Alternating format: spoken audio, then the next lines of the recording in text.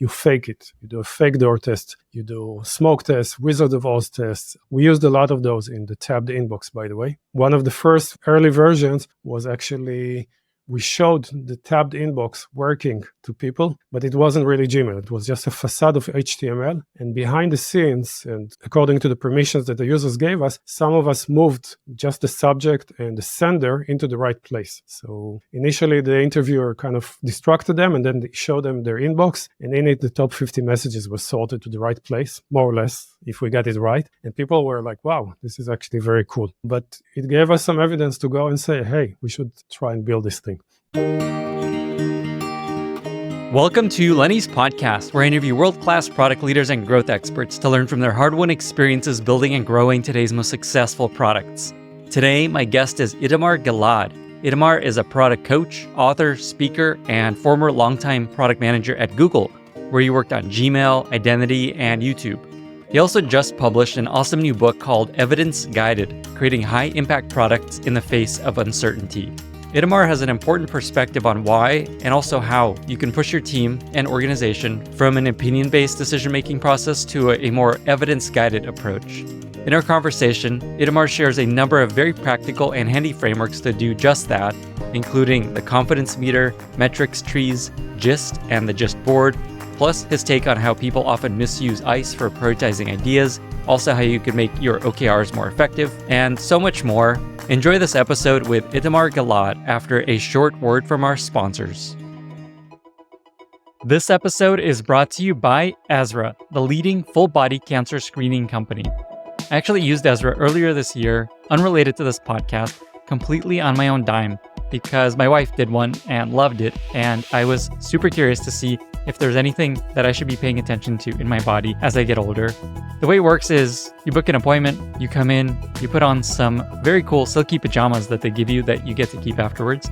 You go into an MRI machine for 30 to 45 minutes, and then about a week later, you get this detailed report sharing what they found in your body. Luckily, I had what they called an unremarkable screening, which means they didn't find anything cancerous, but they did find some issues in my back, which I'm getting checked out at a physical next month, probably because I spend so much time sitting in front of a computer. Half of all men will have cancer at some point in their lives, as will 1/3 of women. Half of all of them will detect it late. According to the American Cancer Society, early cancer detection has an 80% survival rate compared to less than 20% for late-stage cancer. The Ezra team has helped 13% of their customers identify potential cancer early, and 50% of them identify other clinically significant issues, such as aneurysms, disc herniations, which maybe is what I have, or fatty liver disease. Ezra scans for cancer and 500 other conditions in 13 organs using a full-body MRI powered by AI, and just launched the world's only 30-minute full-body scan, which is also their most affordable. Their scans are non-invasive and radiation-free, and Ezra is offering listeners $150 off their first scan with code Lenny150. Book your scan at ezra.com/Lenny. That's ezra.com/Lenny. This episode is brought to you by Vanta, helping you streamline your security compliance to accelerate your growth. Thousands of fast-growing companies like Gusto, Calm, Quora, and Modern Treasury trust Vanta to help build, scale, manage, and demonstrate their security and compliance programs and get ready for audits in weeks, not months. By offering the most in-demand security and privacy frameworks such as SOC 2, ISO 27001, GDPR, HIPAA, and many more, Vanta helps companies obtain the reports they need to accelerate growth, build efficient compliance processes, mitigate risks to their businesses, and build trust with external stakeholders. Over 5,000 fast-growing companies use Vanta to automate up to 90% of the work involved with SOC 2 and these other frameworks. For a limited time, Lenny's podcast listeners get $1,000 off Vanta. Go to vanta.com/Lenny. That's VANTA.com/Lenny to learn more and to claim your discounts. Get started today. Itamar, thank you so much for being here. Welcome to the podcast. It's a pleasure being here. Thank you for inviting me. It's my pleasure. I thought we'd start with the story of your work on Google Plus and Gmail and how those experiences formed your perspective on how to build successful product. Can you share that story? Google Plus was my first experience at Gmail. I joined Gmail in August 2011. And the first thing they asked me is, let's connect Gmail with Google Plus. If you're hazy about the story, back then Facebook was massive. It's still massive, but then it was growing like mushrooms. People were spending hours. That really freaked out Google. And the solution, the obvious solution, was to launch a social network of Google called Google Plus. And we all believe in this thing. It really caught on very well initially. We all used it. We all believed in it. So our mission was to build this thing, and Google really cut no costs. It created a whole new division within Google, and it created a whole strategy around Google Plus. And we had to connect Gmail and YouTube and search to Google Plus to make them more personalized in a sense and more social. So that was the idea, and we went on and we launched a series of features in Gmail for a couple of years, honestly. And Google Plus itself became this massive project, very feature-rich and with a lot of redesigns and iterations. And none of it worked. Turned out people actually didn't need another social network. People didn't love it. People didn't use it. Eventually, in Gmail, we rolled back all the Google Plus integration a few years later, and Google Plus itself was shut down in 2019. So putting aside all the tremendous waste that went into this, all the millions of person hours and person weeks, in hindsight, not only did Google bet on the wrong thing, it missed much easier opportunities. So just not far from Google's headquarters, there was WhatsApp, not very famous in the US, but they actually created massive impact. Hundreds of millions of people were using their stuff, and they became a threat to Facebook much more than Google was. So Google missed the opportunity of social mobile apps like WhatsApp, like Snapchat, etc. And for me, this story kind of was the epitome of what I call today opinion-based development. We come up with an idea, we believe in it, all the indications show it's good, maybe the early tests show it's good, then we just go all in and we try to implement it. And I made this very mistake many times as the product manager. I was the guy pushing for the ideas. So for me, this was kind of a turning point. I felt we need to adopt a different system. And just before you move on to the next story, how big was the team roughly? How many years was spent on this area, just to give people a sense of the waste, as you said? So there was a tremendous earthquake inside Google to create the Google Plus team. Teams and entire divisions were kind of thrown apart and reformatted. And I think at its peak, it was about 1,000 people inside Wow. Google. It was a division the size of Android and Docs, and a really sizable thing. They owned their own buildings. It was, it's taken from the playbook of Steve Jobs, create this whole secretive project inside and just run like hell. Yeah. I remember, though, Facebook was really scared. I remember they shut everything down. It was like a code DEFCON 1 situation, too. So it really scared Facebook at the same time. Yeah, it's true. But at the end of the day, neither Google's advertising revenue was affected, neither was Facebook affected. So it turned out this idea was not that necessary after all. Yeah. Okay. So that's an example of something that didn't work because it was opinion-based software, I think the phrase used. And then there's a different experience with tabs, I think, with Gmail. That's right. So Google is a very successful company. It's not for me to criticize it or to, in hindsight, kind of say, you guys need to be better. And some of the people that were behind Google Plus were some of the smartest leaders, and I still think they are, despite this story.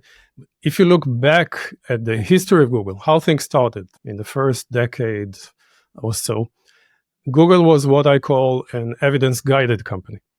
So essentially, it put a high premium on focusing on customers, on coming up with a lot of ideas, on looking at the data, looking at how these ideas actually worked out. They weren't shy about launching, betas and things that were very rough and incomplete, and learning from that. And then they expected people to take action based on the results. So fail fast is a very famous paradigm. And so you had to kill your project or pivot it seriously if it didn't work out. And I think had we kept fail fast, it would really have helped Google Plus if we had this mentality. But for some reason, with Google Plus, Google put this playbook aside and used a different playbook, which I call plan and execute, essentially. But I think inside Google, the DNA still existed. So inside Gmail, the next project after Google Plus was the tabbed inbox. So it started with it was kind of the reverse of Google Plus. It started as a very small idea that no one believed in, and we started looking what's behind this idea, what's the goal, what's the problem actually we're trying to solve. It turned out that a lot of people were receiving social notifications and promotions, etc. And most of them were very passive. They weren't cleaning their inbox. They were just living in this world of clutter. And I came up with an idea how to fix this. I was sure it was great. I wanted to push it, plan and execute.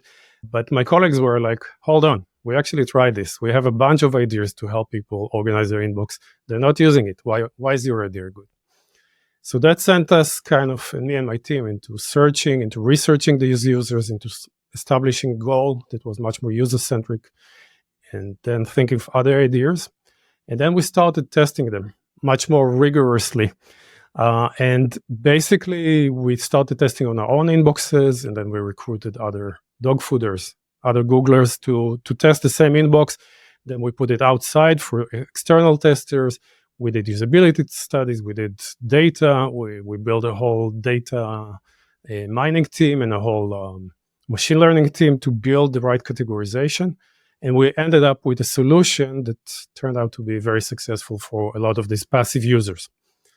And this was a surprise to a lot of people, because most of my colleagues and most of the people I talk with actually know how to manage their inbox. So for them, that solution makes complete nonsense. Like splitting promotions and social to the side sounds like the stupidest idea. But there's about 85% of the population, 85 to 88%, that absolutely love it. And today, Gmail has about 1.8 billion active users, according to Gmail. Most of these users are using this feature. So it was a pretty high impact feature as well. And the feature specifically, just in case people aren't totally get it, is the promotions folder in the social, I think, and then the regular. And there are a couple more that you can enable in settings if you like. Yeah, I use it. I love it. Except it puts my newsletter in people's promotions folder. Who do I talk to about that? Yeah, newsletters are a very complicated scenario for the categorization engine. Yeah, we just need an exception for my newsletter and then we're good. Okay, but go on. So in hindsight, I was asking myself, why was this project so different? And I think the reason is that we didn't have that much confidence in our opinions. We had opinions, we had ideas, but we didn't just go all in and just let's build it. We actually used an evidence-guided system. And I think that's not unique just to Google. I think every successful product company out there that you look at, Amazon, Airbnb, anyone you will check, at least in their best periods, they found a way to balance human judgment with evidence. They didn't try to obliterate human judgment and opinion, just to supercharge them with evidence. And they came up with very different models. Apple is another example. But the principle still holds in all these companies. Awesome. So you took that experience and all the experience you've had from coaching product leaders, working with companies, and you wrote this book called Evidence Guided, which people on YouTube could see sitting there behind you. And so I want to talk through some of these stories and then some of these other lessons and frameworks that emerged. But maybe just to start, what's the elevator pitch for this book? So this is a book for people like us, product people, who want to bring evidence-guided thinking or modern product management, if you like, into their organizations. There's a lot of challenges. It's not simple. We all read the books. We all know the theory. We all know some parts of the system. It tries to give you a system how to do that. It's a meta framework that kind of helps you lift your organization in the direction of evidence guidance, if that's what you want to do. So going back to the story briefly before we get into the frameworks and lessons of the book, in the first example of Google Plus, basically came top down. Hey, we need to build a social network. Go build it. Obviously, that happens at a lot of companies. I don't know if there's an easy answer to this, but are there cases where it does make sense to approach it that way? Obviously, Apple is a classic example of Steve Jobs is like, we need to build an iPhone. I don't know if that's exactly how it went, but are there instances where it is worth just approaching new product ideas that way based on kind of the experience and creativity and insights of the founder? Or is your thinking it should always come from this evidence-based approach? I think the founders are very important, especially in the startup and scale-up phase. They come up with many of the most important ideas. And it's super important that they have the space to express and to push the organization to look at those. However, it's not about shutting them down. It's about looking at them critically. You need to create the environment in your organization where the leader comes and says, you know what, I talked to these 3 customers, I figured it out, here's what we need to do in the next 5 years. And you need to ask, where's your evidence? And by the way, the example you give, that's a classic example. Steve Jobs, he just brainstormed in his, kitchen, the iPhone, and then just told the team to build it. That's the story Steve Jobs told, but it's not the real story at all. Now we know what actually happened. And the iPhone has actually a story of discovery, of trial and error, multiple projects to do with multi-touch, with phones. Most of them failed. Steve Jobs was the architect. He kind of managed to connect the dots and eventually come up with this perfect device.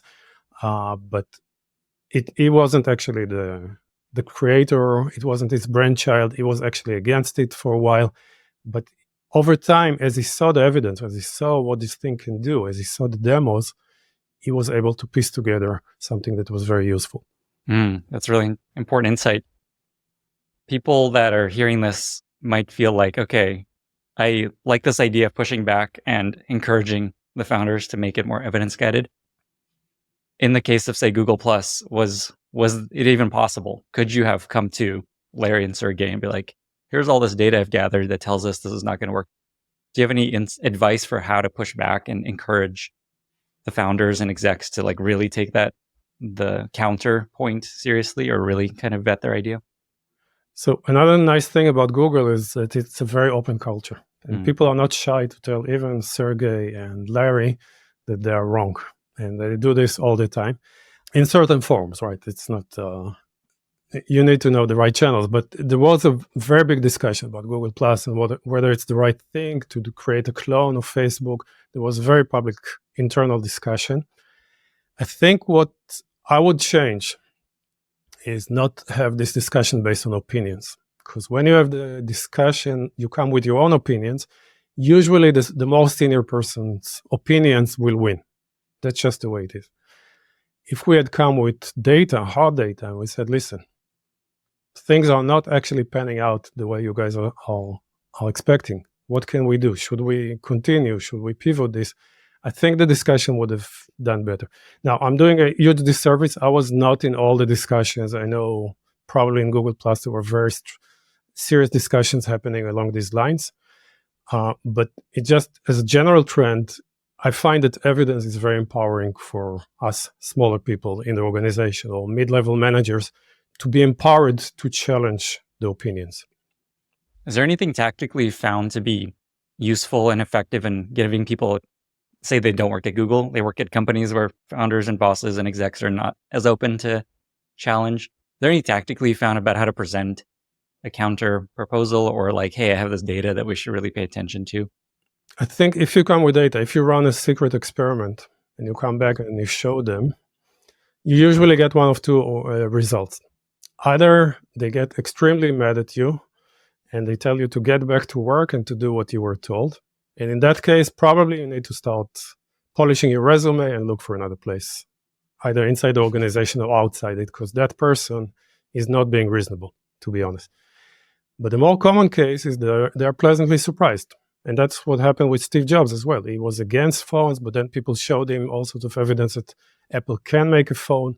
He was against multi-touch initially, but then he changed his mind. There was a lot of like back and forth. So even Steve Jobs, given evidence, was willing to flip. And I say this in many organizations. So evidence is so powerful. That's why this is the principle I based the book on. You have this concept of being evidence-guided. People listening may feel like, hey, we're evidence-guided. We run experiments. We make decisions using data. Oftentimes, they aren't actually. And so what are signs that maybe you're not actually that evidence-guided as you think you are? I think there's a few telltale signs that I look for. First, the goals are very unclear. Either there are many or they're very kind of obscure. and vague, or they're about output. There's misalignment, so the goals part is not there. Usually this goes hand in hand with metrics, missing metrics, or just using revenue and business metric, but there's no user facing metrics. So that's another telltale sign. Then there's a lot of time and effort spent on planning, especially on road mapping, creating the perfect roadmap, which really can consume a lot of time of the top management and PMs, etc. Then as you go down, you see there's not a lot of experimentation. And if there is experimentation, there's not a lot of learning. And finally, another tell sign is that the team is disengaged. So the engineers are kind of getting the signal that what they need to do is deliver. They're focused on output. That's what they're measured on. So they're kind of disengaged. They're disengaged from the users, from the business. They don't care that much. That's usually a sign of, or it's usually something that you can fix by adopting a more evidence-guided system. Okay, so let's dive into your approach to becoming more evidence-guided. In the book, you share this model that you call the GIST model, which is kind of this overarching approach to building product that almost forces you to be more evidence-guided. So let's just start with, what's the simplest way to understand this GIST model? With your permission, I can show a few slides. And let's do it. Maybe that will Here help. We go. Yeah. And then, good excuse to go check this out on YouTube. All right. You're seeing this. So this is the GIST model: goals, ideas, steps, and tasks. And essentially, it tries to break the change, which is a really big change for a lot of companies, into 4 slightly more manageable parts. They're still big, but each one you can tackle on its own. And that's kind of the reason I kind of split it. And goals are about defining what we're trying to achieve. Ideas are hypothetical ways to achieve the goals. Steps are ways to implement the idea and validate it at the same time. So essentially, build, measure, learn loops. And tasks are the things we manage, in Kanban and Jira and all these good tools. These are the things that your development team is usually very focused on.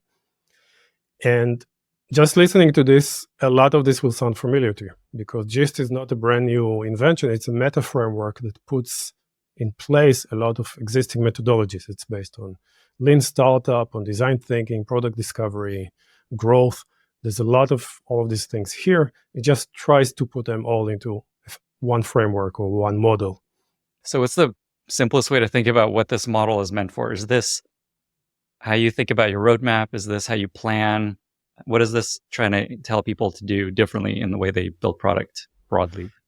I would say these are 4 areas that you need to look at and ask, are we doing the right thing in each? And each one you may need to change or even transform. And as I go and explain each one of those, I'll give you basically 3 things. In each chapter in the book, I try to touch on 3 things: the principles behind them, the frameworks or models that implement the principles, and then process. And the process, honestly, is the most brittle part and the one that you will need to change and adapt to your company, because not 2 companies are exactly the same. And it's very tempting when you write a book not to give any process, but that's the part that people actually want the most. So it's included as well, but just be aware that you will have to change this process. Awesome. Okay, so we're going to talk about each of these 4 layers. Before we do that, where do vision and strategy fit into this? Do they bucket into one of these 4 layers? And how do you think about strategy and vision? That's a great question. So there's this whole strategic context that is outside of GIST. GIST is not trying to tackle that. It assumes it's in place.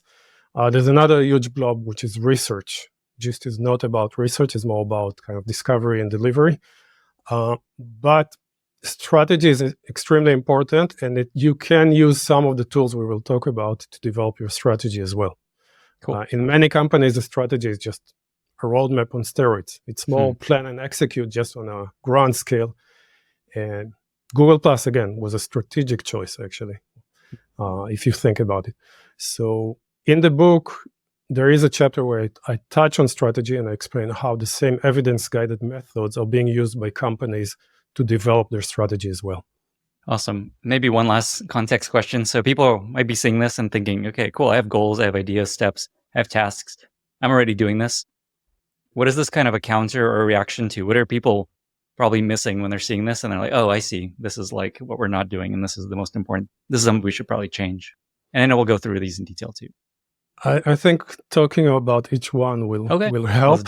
Let's do it. But we can talk about in each level what's actually being done. So when people say I have goals, usually they take the goals layer and use it as a planning session. They talk about what shall we build, by when, what are the resources, and that's actually not goals at all. That's planning work. And cool. Let's talk about goals. And I know part of this is OKRs related too, so I'm excited to hear your take on OKRs. Oh, that's a whole different discussion. You had Christina, you had a real expert on over there, so I doubt I can add more to that. But it's true, OKRs are part of it. But let's start with goals. What's our goals supposed to be? Goals are supposed to paint the end state, to define where we want to end up. And the evidence will not guide you unless you know where you want to go. And in many companies, what you have is goals at the top for revenue, market share, whatever it is, and then a bunch of siloed goals for each department. There's engineering goals, there's design goals, there's marketing goals, etc. And that actually pushes people into different vectors, and it's really hard to decide. And I would argue that in evidence-guided companies, and you worked for a few, so probably you've seen this, they use models in order to construct overarching goals for the entire organization. One of the models I show in the chapter about goals is the value exchange loop, where basically the organization is trying to deliver as much value as it can to the market and to capture as much value back. And by creating a feedback loop between these two, you are actually able to grow very fast. Now, I would argue that you want to measure both of these and to put a metric on each. And the metric we usually use to measure value delivered is called the North Star metric. I know you wrote an article, a very good article about it. Thank you. And in it, you listed dozens and dozens of companies, like leading companies, and what they consider the North Star metric. Super interesting. I would argue that what they told you is what is the most important metrics we measure. What is the number one metric for us? But it's not what I call the North Star metric. The North Star metric measures how much value we create for the market. For example, let's take WhatsApp. WhatsApp for a very long time measured messages sent, because every message sent is a little increment of value for the sender, the receiver. It's free, it's rich media, you can send it from anywhere in the world. Compared to SMS, that's huge value. So if in year one we have a billion messages being sent, and in year two, 2 billion, probably we double the amount of value. In Airbnb, I think one of your key metrics, or the real North Star metric, was nights booked. I don't know if it was still the case while you were there. Yeah, absolutely. And there are examples like this in Amplitude, for example. They measure active learning users, or weekly active learning users, which are users that found in the tool some insight that was so important that they shared it with at least 2 other users and they consume it. So it's a very powerful thing to point at this metric, say this is the most important metric, combined with the value metric that we want to capture, revenue, market share, whatever it is. Once you have these two, you can further break them down into what I call metrics trees. So there's a metric tree for the North Star metric, and there's the metric tree for the top KPI, the top business metric, which you see here on the left side in blue. And usually they overlap. So you might find in the middle some metrics that are super, super important, because moving them actually moves the needle on everything else. Can you clarify again the difference between what you call this top KPI versus the North Star metric? So the North Star metric is measuring how much value we're creating for the user, the core value that they're getting. In this case, this is some productivity suite. So this is number of documents created per month, for example, because we think that every document created, maybe it's a small document, I don't know, AI is in fashion now, is a little incremental value. So that's the number we're trying to grow. The top KPI is what we expect to get. It should be revenue or profit. I see. This is the value exchange. I see. One is what users are getting, one is what you're getting back from them. Exactly. Basically what the business is, how the business is benefiting. Awesome. I think this is a really important concept, the metric tree. I think a lot of people think they have something like this in mind, where they're just like, cool, here's our North Star metric. Here's the levers and things that we can work on to move that. But I think actually mapping it out the way you have it here, where it kind of goes layers and layers deep to all of the different variables that impact this metric, not only is it a way to think about impact and goals and things like that, but also helps you estimate the impact of the experiment you're potentially thinking about running. So if you're going to work on something at the bottom here, like activation rate, like say you move that 10%, how much is that going to impact this global metric? It's probably a very small amount. This is a very important one, and we will talk about impact assessment shortly. This helps with it.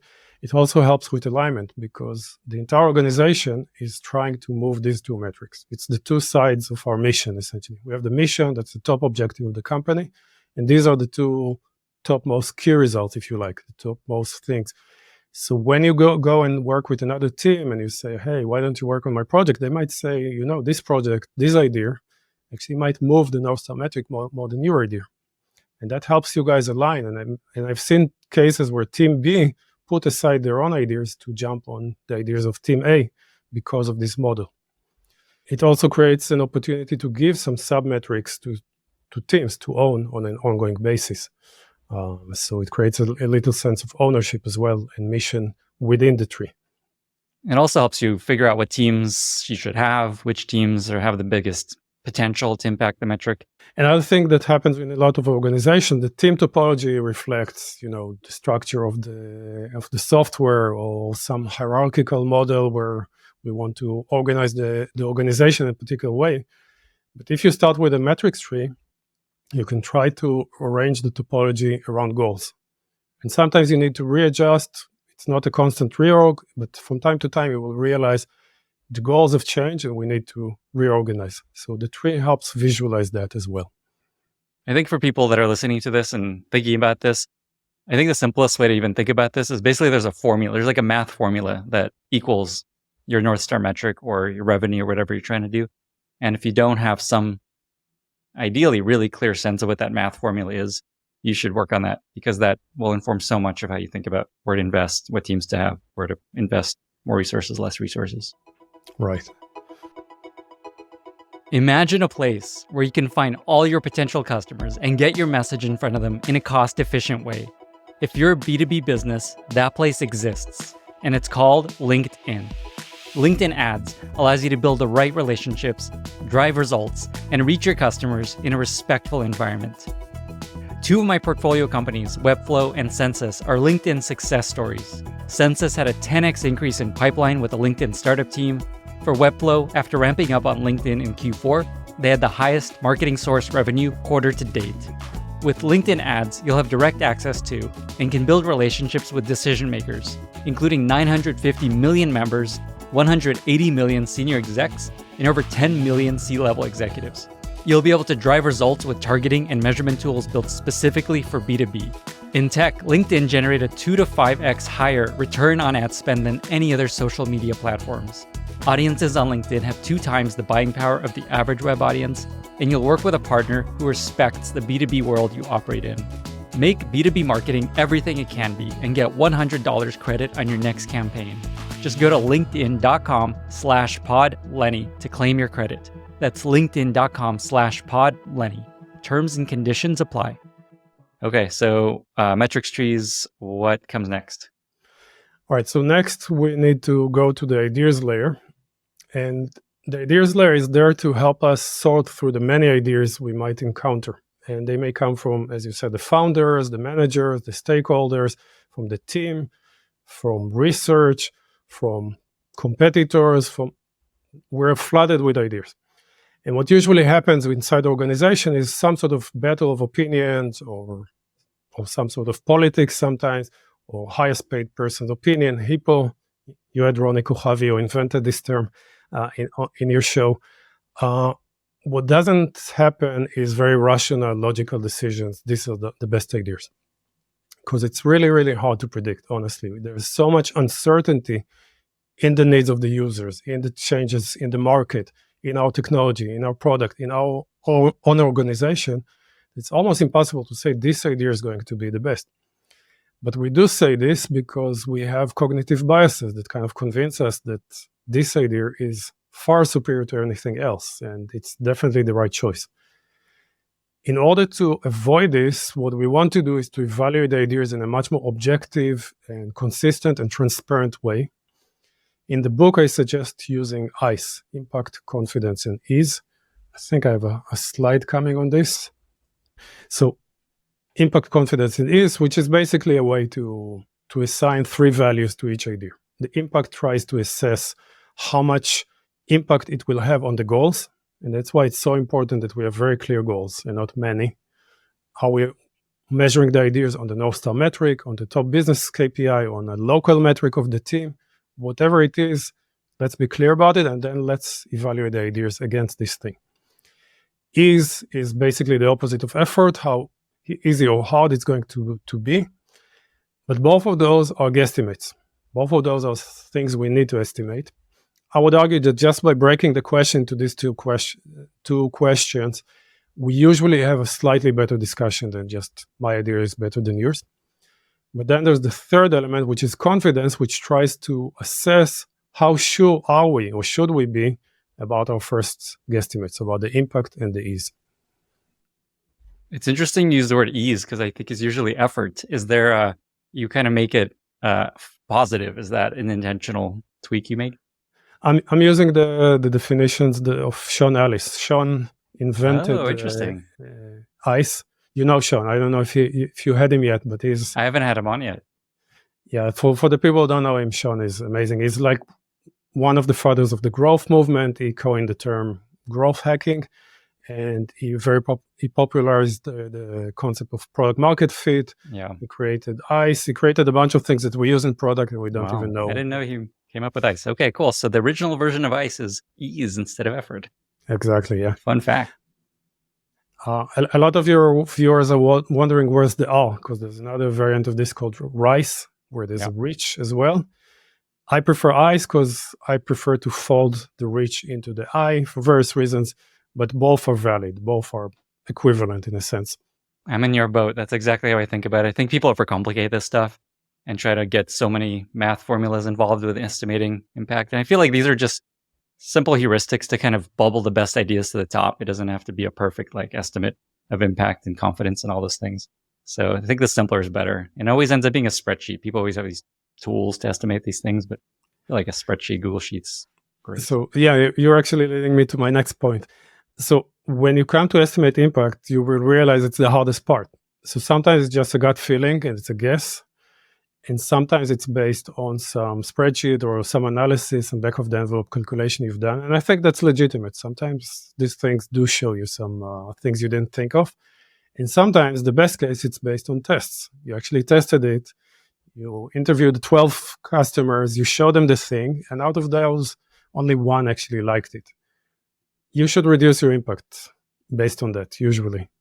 Or you do other types of tests. We will talk about tests in a second.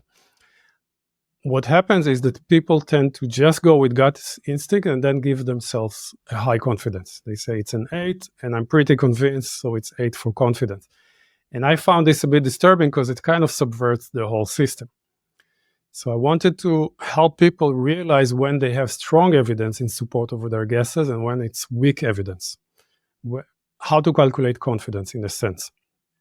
And for that, I created a tool called the confidence meter, which you can see here, this colorful thing. Shall I go and explain it? Yeah, let's do it. And then again, if you're just listening to this, you can check this out on YouTube and you can see the actual slide. All right, awesome. So basically, I constructed it a bit like a thermometer. It goes from very low confidence, which is the blue area or the upper right, all the way to high confidence, which is the red area. And you can see the numbers going from 0 to 10, where 0 is very low confidence. We don't know basically anything. We're just guessing in the dark. And 10 is full confidence. You know for sure this thing is a success. No doubt about it. And across the circle, I put various classes of evidence you might find along the way. So for example, starting at the top right, all of this blue area is about opinions. It could be your own self-confidence in the idea, your self-conviction. You feel it's a great idea. Guess what? Behind every terrible idea that was ever, someone thought it was great. That gives you 0.01 out of 10. Maybe you created a shiny pitch deck or a 6-page document that explains in detail why this is a great idea. Slightly harder to do, but still very low confidence. Maybe you connected it to some theme. It's about the blockchain. Well, sorry, the blockchain is out of fashion. What's hot right now? AI. Exactly, AI. It's about AI. That makes it a good idea? Absolutely not. Or the strategy of the company. That's another thematic support. Thousands and thousands of terrible ideas are being implemented right now as we speak based on these themes. So all these things combined can give you a maximum of 0.1 out of 10, according to the tool, if you follow it. Then we move into slightly harder tests. One is reviewing it with your colleagues, your managers, your stakeholders, the idea. They don't know it either. They don't have a crystal ball. They're usually not the users. They cannot predict, but they can evaluate it in a slightly more objective way and maybe find flaws in your idea. On the other hand, groups tend to have biases too. Politics, groupthink. So groups can actually arrive sometimes at worse decisions than individuals. There is some research to that. Next are estimates and plans. So you may do some sort of back of the envelope calculation, or your colleagues might go out and try to evaluate the ease a little bit better. That gives you a little bit more confidence, but still we're at the level of guesswork at this point. Next, we're moving to data, and data could be anecdotal. So you find a few data points dotted across your data, or you talk to a handful of customers, or maybe one competitor has that same idea. In many companies I meet, if the leading competitor has this feature and we think it's a good idea, validation is done. Let's launch it. That's it. It's a great idea. We need to do it. Never works, honestly. You should not assume that your competitor actually knows what they're doing any more than you do. Data could be also what I call market data that comes from surveys, from assessing a lot of your data by doing a deep competitive analysis. And there are other methods where you create a larger data set and you contrast your idea against it. Finally, to gain medium and high confidence, you really need to build your idea and test it. And that's where the red area is. So there's various forms of tests. We will talk about them if we have time. And they give you various levels of confidence. Awesome. This is a very cool visual. We'll link to a image of this in the show notes too, if people want to check it out. I think what's awesome about this is you could just use this as a little tool on your team of just like, where are we along the spectrum? Like, we think the impact of this is very high, but we're probably in this like blue area of confidence. And so let's just make sure we understand that. And it's really clear language to help people understand. I see, if we had this, it'd be a lot more confident. So you can also tie your investment into the idea based on the level of confidence you had found, essentially. So early on, you want to do the cheap stuff just to gain more confidence, and then you can go and invest more. If it's a really cheap idea, you can jump to a high confidence idea. You can test. You can do an A/B experiment, early adopter program, whatever it is, and then launch it. Some ideas you don't need to test. Sometimes expert opinion is enough. If you're just changing the order of the settings, no one sees this or no one will be impacted, the risk is low, you can launch it without testing. So part of the trick is also knowing when to stop, not just trying to force your way all the way up when you don't have to. That's a really important point. The other important point here is just a big part of a PM's job is to say no and to stop stupid shit from happening. And this is an awesome tool to help you do that, to be like, okay, here's this idea you have. Just like, let's just be real. How confident are we this? And okay, it's going to take us 3 months to do this. Maybe we should think about something different. Maybe we should work up the confidence meter before we actually commit to this. Yeah, this is a real world usage that I hear about a lot. People use this to kind of do an objective way to say no and gently, or to say, we will think about it, but look at these other ideas we have and how their impact and ease and confidence stack up. Classic PM move, just like, that was a great idea, but what about this better idea? Coming back to something that we talked a bit about at the beginning, say you have a founder who's like actually very smart and experienced, say even at a startup where you don't really have the time to build tons of evidence for ideas, do you have a different perspective on how much time to spend building confidence in ideas versus just like, cool, they actually have really good ideas, let's just see what happens? So there's always like a trade-off between speed of delivery and speed of discovery.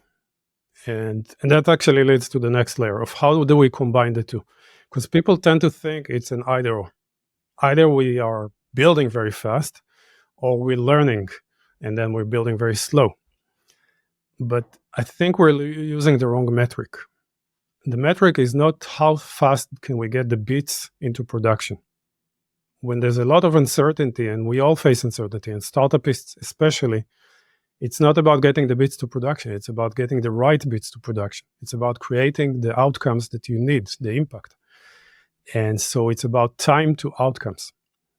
And I would argue that the evidence-guided method is far more impactful, is far faster, is far more resource efficient than the opinion-based method.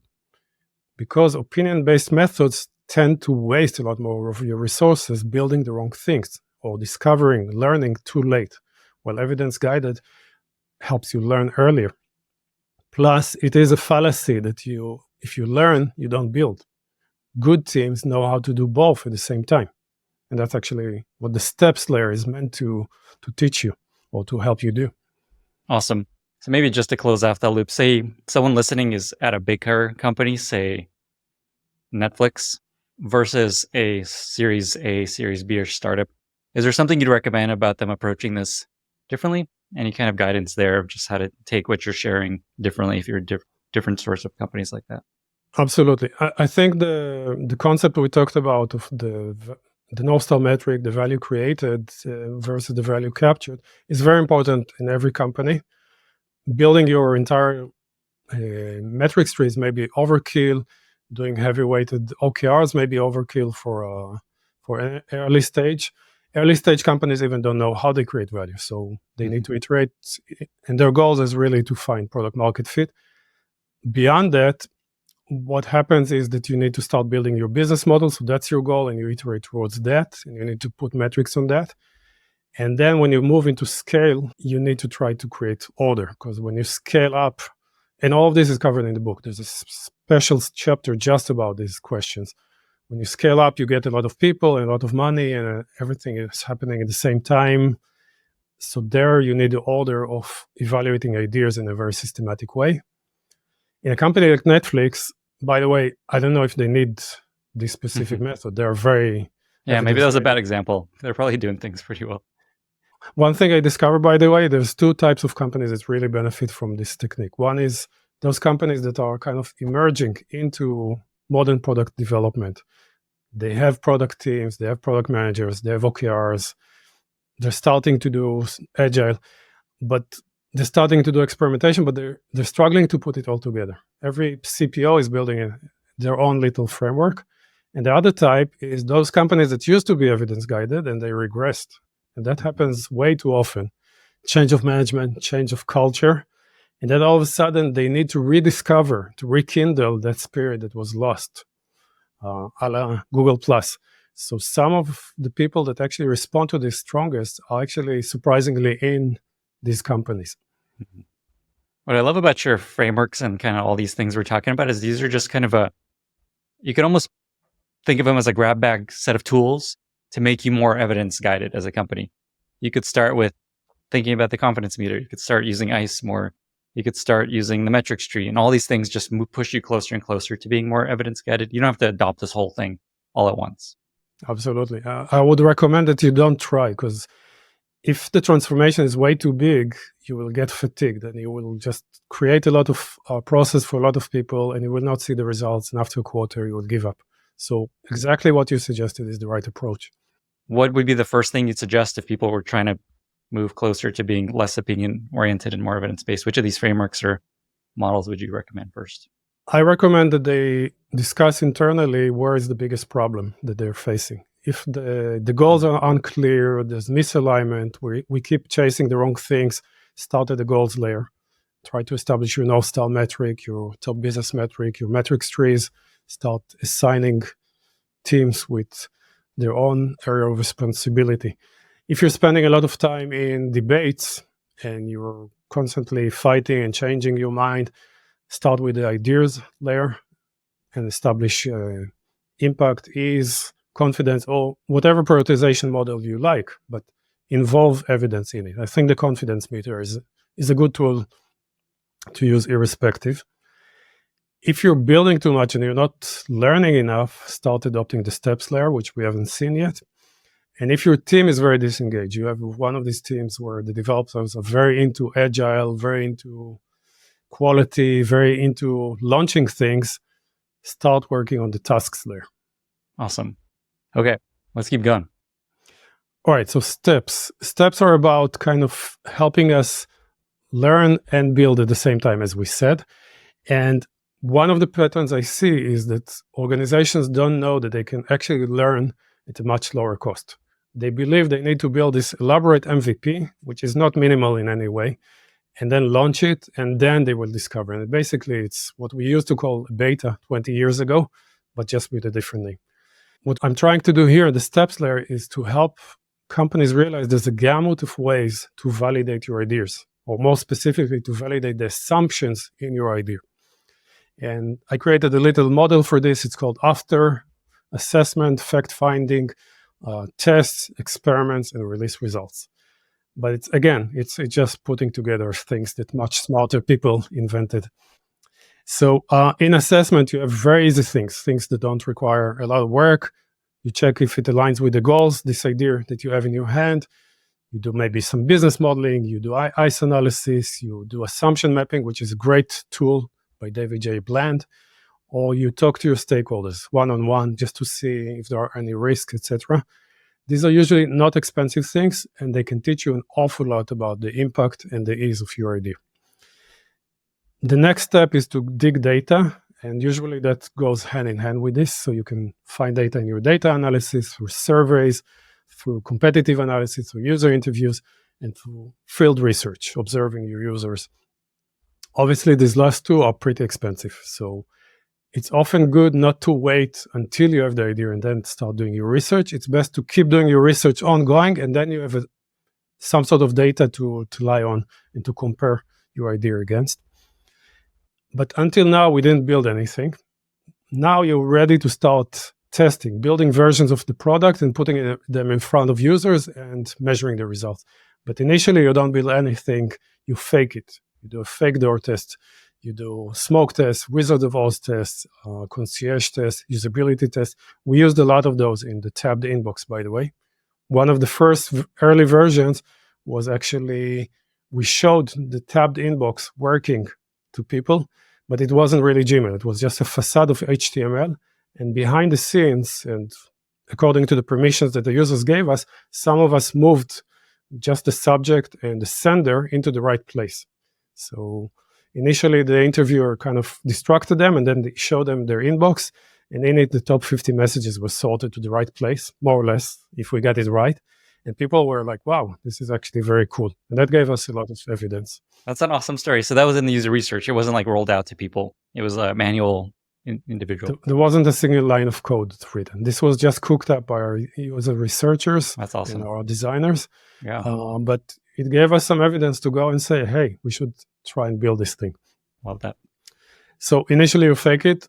Mid-level tests are about building a rough version of it. It's not complete, it's not polished, it's not scalable, but it's good enough to give to users to start using. So those are early adopter programs, alphas, longitudinal user studies, and fish food. Fish food is testing on your own team. Fish food. I haven't heard that term before. So it's dog fooding, but more local to your team. I think it's a googly thing, but some people told me that they use fish food as well in their company, the name. So I'm using it. I don't know if there's a better name for it. I wonder why it's called fish food, because it's like little gentle little flakes. It could be, yeah. I don't know. Wow. Okay. Super cool. I'm learning a lot here. So the next stage is to actually build a kind of a more complete version of this, and then you can dog food it. Then you can give this to your users internally. When I joined Microsoft many years ago, the first thing I noticed was that Outlook was very buggy. And I asked people what's going on, and they told me we are all dog fooding the next version of Outlook that hasn't come out yet. And that's a very common practice in Silicon Valley. You can do previews, you can do betas, you can do labs. So those are tests.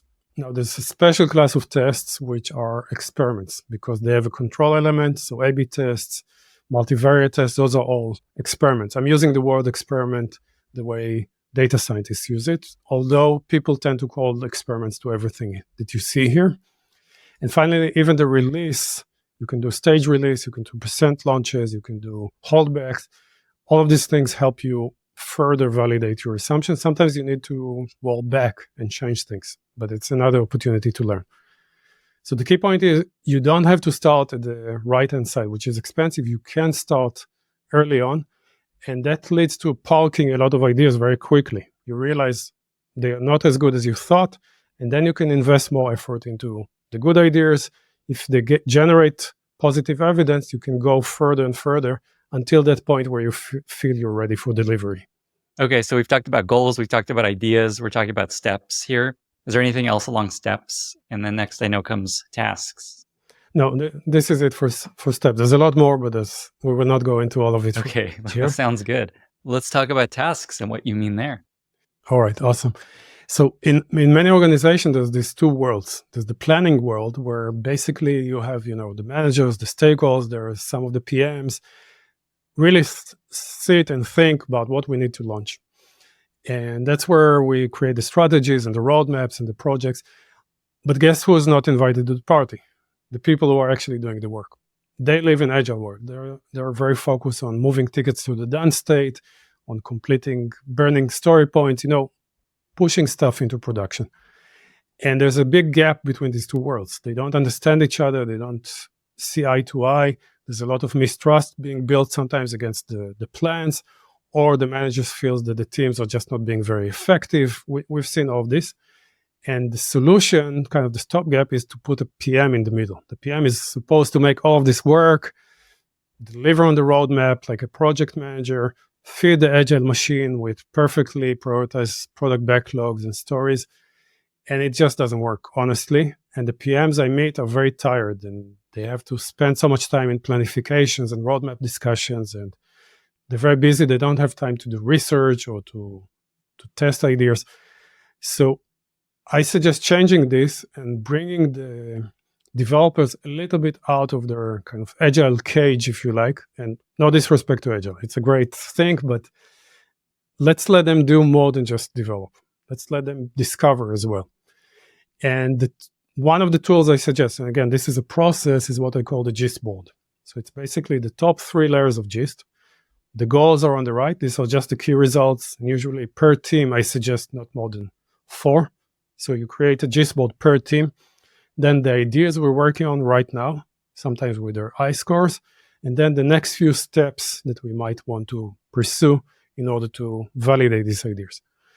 And this is a very dynamic thing. It changes all the time. The team leads need to update it, and the team needs to meet around it at least once every other week to sync, to talk about what's going on. Are we still following the right ideas? How are we doing on the goals? What are the next steps? What's blocking us from completing the most important steps? And this is a discussion that is not happening today, because most of the discussion happens at the roadmap level, and then there's a lot of discussion at the task level. But this middle layer of what actually are we trying to achieve and how well are we doing on it doesn't exist. If you do have this, you create a lot more context in the minds of your team, and then they need to ask you fewer questions. You need to tell them less what to do. They know what's success, and they are able to actually do a lot more on their own. Is the way to think about the gist board as the way you should be road mapping, or is this more of a strategy framework to think about why you should be prioritizing broadly? The way that I see this is at the beginning of the quarter, the team defines its goals. The leads of the team define the goals, but they review it with the team. They review it with the managers, of course, with the stakeholders. Everyone's in agreement. These are the maximum 4 key results and the 1 or 2 objectives you guys need to work on. Teams cannot deliver on more than that. You copy these key results into the gist board. Then you start looking at your idea bank, or you start generating ideas and say, how can we achieve these key results? And to clarify, the thing you copy is the key result as the goal. Yes, exactly. You can write the objectives alongside that to remind people what are we trying to achieve, but the key results are the thing we show here.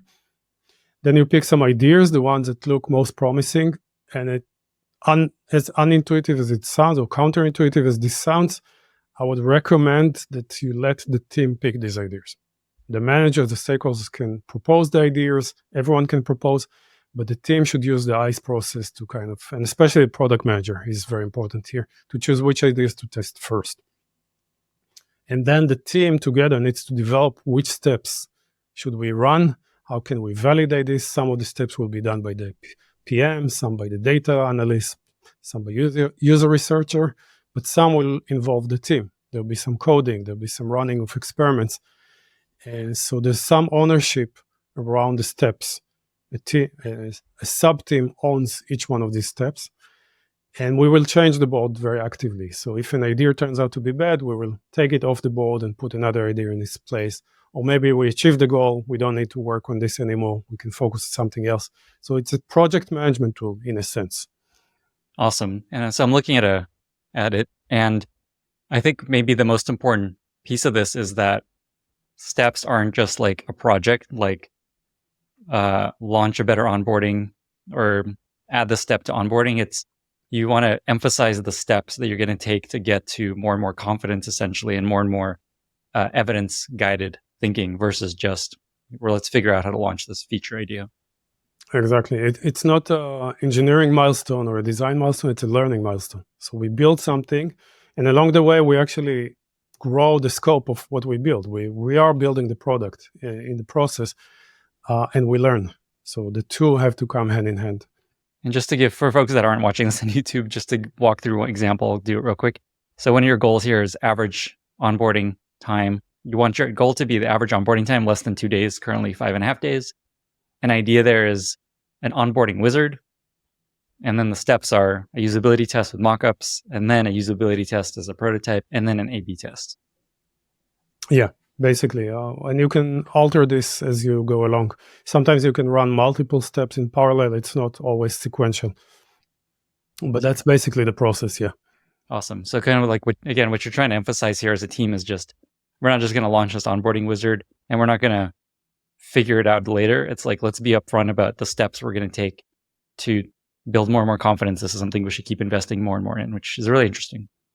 Yeah, and another interesting thing that happens every time you run a step, if it's successful, you have evidence, and you can go back to the managers and tell them and share and say, with this idea, we thought it was great, but we got this result. What do you think that means? And sometimes that manager that proposed it would say, I think the test failed, let's rerun it. Or sometimes they will say, maybe it's not as strong as I thought. The discussion just becomes that much more nuanced and objective, if you like. Maybe just to close out this framework, how does this relate to a roadmap that they may have in a spreadsheet or in Jira or in Asana or something like that? Does this sit on top of that? Is this replacing a roadmap somewhere else? I would say that release roadmaps where you are just saying, by Q3, we want to launch this, or by October, we have to launch that. They're kind of competing with this. If you're doing that, and people know that the goal is to launch that thing by October, forget about learning. Forget about evidence-guided. I recommend using outcome roadmaps, saying by October, we want to achieve this outcome. By Q4, we want to launch in other 3 countries, or we want to grow our usage in India by that much. By this time, we need to tackle the problem of churn. And how we achieve this, sometimes we know we have a concrete idea that is high confidence, that we already tested, we switch into delivery, then we can put it on the roadmap and say, yeah, we're going to build this thing and we'll aim for October. But otherwise, you want to keep it open. And the roadmaps can kind of suffocate this process if you decide upfront with low confidence that this particular idea must be launched. Okay, so you're proposing people switch their road mapping practice to this, which is very ambitious. I love it. Well, this is not a roadmap. This is just a tool for the team to manage the project. But I have a proposal for outcome roadmaps inside the book. Okay, awesome. Okay, so I was going to ask if people wanted to try this approach. The book is the best way to fully understand the framework and how to implement it.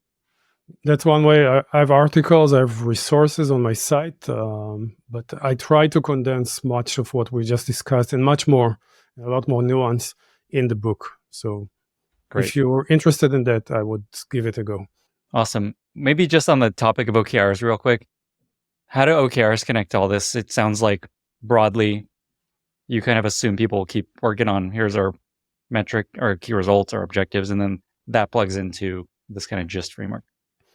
So the metrics trees plus your mission plus the individual missions of the teams give you most of what you need to populate your OKRs. There's, of course, a process of alignment top down, bottom up, side to side, which I talk a little bit about as well. OKRs is a very rich topic, but those things are usually the core. There's usually some other OKRs that are about the health of the company, the health of the product, etc. Those are called supplementary OKRs. I talk about those as well. So yeah, I think OKRs are a helpful tool if you like them. And just zooming out again, basically, you don't need to take all of these ideas and lump them all together and change the way you work as a business. You can start with picking some of these ideas and starting to become more and more evidence guided. It sounds like this GIST board isn't where you probably want to start, but maybe it's once you have more and more experience using some of these tools, or you tell me, do you sometimes go straight to this way of thinking about the roadmap and the plan? So it might not be the full board because you're missing some of the pieces. Maybe your goals are not as good or your idea prioritization isn't as good. But if your team is very, very delivery focused, and sometimes it's also the opposite. The managers are telling them what to build, and you want to break this kind of dynamic. You want to create a step backlog. So instead of a product backlog, let's create a backlog of steps, which are just validation steps, betas and previews, etc. And that changes the dynamic pretty strongly. So by the time this podcast comes out, the book will be out. What is the best place to find the book? Hopefully on Amazon, you can search for it. You can go to my site, itamargilad.com, and it will be presented prominently there. And there's also the book landing page where you'll find everything you need to know about the book, evidenceguided.com. Well, with that, we've reached our very exciting lightning round. Are you ready? Yes, let's go. What are 2 or 3 books you've recommended most to other people? So I'm going to cheat. I'm going to recommend a series of books. So 2 series. One is cheating is allowed. All right, cool. One, and those are obvious ones. One is the series published by SVPG, Silicon Valley Product Group. So Inspired, Empowered. Now I think Transformed has come out. I haven't read it yet, but I'm sure it's amazing. So this is Marty Kagan and his colleagues. They write some tremendous books, and every product manager should read them.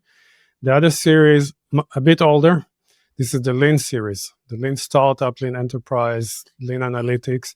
There's gold in all of these books, Lean UX, really, really important books. And I think they're not as appreciated as they should.